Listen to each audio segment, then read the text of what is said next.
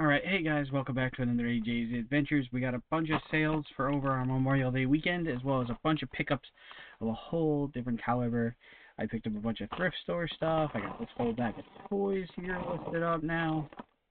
Various things, some Disney figures, TMNT, lotted up separately into like figures. Another one of those Bakugan figures I just added to that list. We got a Butt Ugly Martian guy, whole bunch of different stuff. So make sure you're checking out the eBay store. We had 3 sales, so slow weekend, but it was a holiday weekend. People were busy. People were, doing stuff all weekend long. So I just kind of wanted to show off what we sold and what it sold for.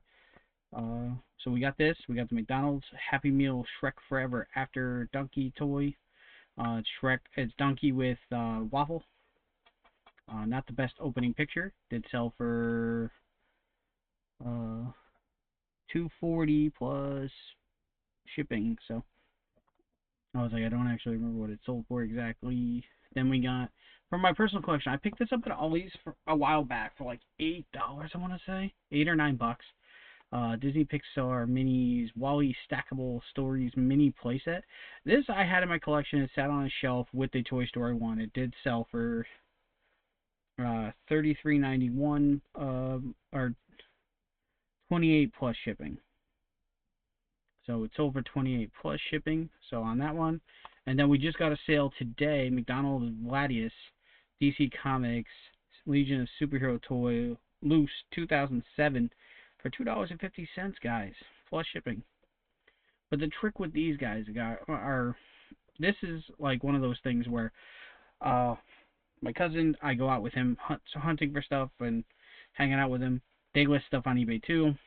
For some reason, if it's too low or not worth their time, they say, they just toss it to me, and that's where most of this whole bag, I did not pay for it all. So that Gladius, free to me. I mean, it only went for $2.50, but it's a sale, and I could still use that sale. Also, I wanted to get back to real quick, if I can do this on the fly real quick. Yes. Okay. This Disney Pixar, as you know, it was a negative feedback, and it is now a positive feedback. We sent it out, got a negative feedback, got returned saying they were damaged, they smelled, whatever. I think that's what it said. It was like smelled, damaged, bent. Took new pictures, relisted, sold for more money, and got a positive feedback. All it said was, I recommend the seller. I don't care what it said, to be honest. As long as it is positive at the beginning, and the fact that it sold, I don't have any issues. And it just reminds you that some buyers are just not nice. So I have blocked that buyer. I've had to block 2 buyers now. One for a video game that sold because they tried returning after 30 days. And you're not going to tell me you're going to return it. They bought it and had it in hand March 30th or March 3rd, and then they tried returning it April 5th, something like that. So it was like 32, 33 days, something like that. And then it was like, I'm not going to accept your return. You just beat the game, and now you want to return it. They sent me a message like being like, please accept my return. No, I'm not going to do that. I have 30 days. You have 30 days. I do free returns. I have no issue with that. Like I got the return on those figures, and I just resold them. I got a return on the chess set because I wasn't just going to let them keep it if it's damaged. I want to see it. I want to look at it. Unfortunately, it was damaged beyond the ability of relisting or reselling or anything, or even repairing. It was destroyed, and they didn't even send it back in the bubble wrap or anything that I sent it in. They just sent it loose in the box. I love that. So it got damaged even more from the photos they sent me. So, I just wanted to go over that because it made me very happy to be like, I didn't do anything wrong. The buyer was just whatever.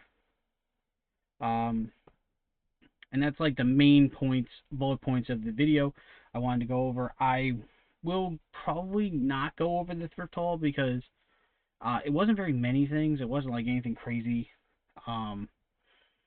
And we're making sales off it. So as I make sales on it, I will tell you what I bought it for and what it sold for. Um, that donkey came from our, if you remember, our yard sale find. The Wally thing came from my personal collection. The butt that I bought at Ollie's, like I said, for $8 or $9. It was not expensive, but it sat on my shelf for years, and now all of a sudden, those things are not made anymore, and they are valuable.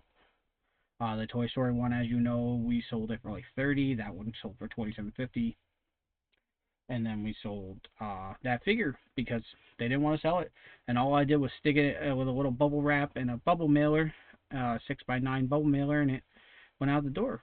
So if I can make a couple bucks on it, why not? I don't. To me, I'd rather make a sale than just throw things away that have a little bit of value.